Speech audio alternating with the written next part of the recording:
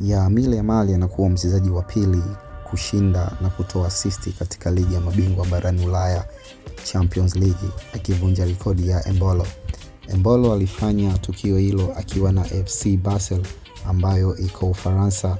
Embolo alishinda goli na kutoa assist mwaka 2014 akiwa na umri wa miaka 17 na siku 263 pekee. Ila kwa Yamal imekuwa tofauti kidogo.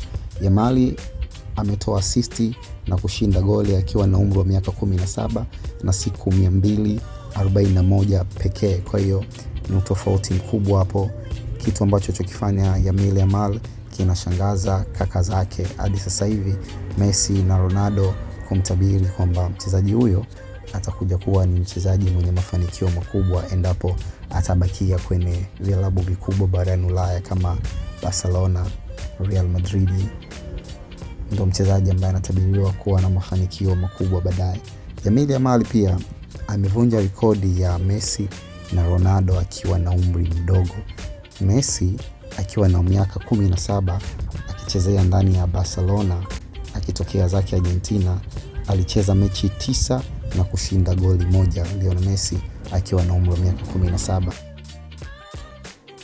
Cristiano Ronaldo akitokea Sporting alicheza mechi 31 na kushinda goli 1 pekee akiwa na umri wa miaka 17.